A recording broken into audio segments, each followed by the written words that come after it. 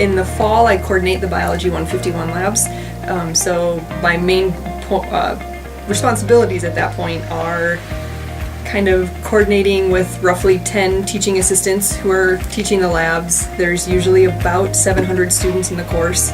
So it's a lot, it's all lab related. And then in the spring, I teach 153 lecture and coordinate the labs. So I have been in this position, this is my third year, but I've done my PhD, which I'm finishing, and my master's degree here at SDSU. So I've taught in the Natural Resource Management department, and during my master's I was a teaching assistant in the biology department. So I've had my hands in various roles and positions since, I think it'd be going back to about 2008. I started at Black Hills State University and then transferred and finished my undergrad here. So I did a double major biology psychology and then did my master's in biological sciences with a wildlife related project, and now I'm finishing my PhD, or do my PhD, with the Natural Resource Management department. My grandma has always been a big role model. It kind of goes back to, again, just the way of life back then, and being really self-sufficient and very strong as a person, and going back to some of that. And I really enjoy working with students. I really enjoy the aha moment of, you can see the light go on and everything just kind of fits together and it makes sense. And I really enjoy that moment.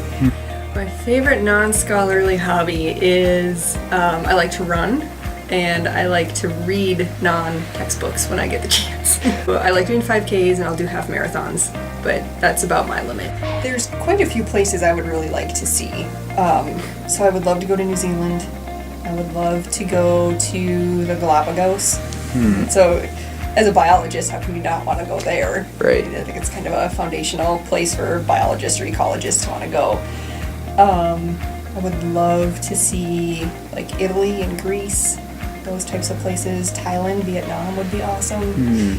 So a little bit of everywhere. It's like, does chocolate count as candy, or is that like its own separate thing? I'd say my favorite right now is probably the like dark chocolate sea salted caramels. I really like those. That's good stuff. Yeah. And then in lecture, I think it was last spring, it was kind of got to a quiet part where students were kind of looking at something and someone's cell phone rang, like for a text message, but it was the sound of a sheep. Right? And so it's dead silent in Rotunda D, and all of a sudden all you hear is this sheep. And it was just, I kind of paused, like a little longer than what I had intended, and I just thought about it, and I'm like, I don't know whose phone that is, but that was really funny. And the whole class just kind of, they didn't quite know what to do either. And then they all laughed and we went on. And take your education seriously. You're paying a lot of money to be here, but still have fun. Still do all the fun events, make new friends, take that spring break trip somewhere fun and warm again.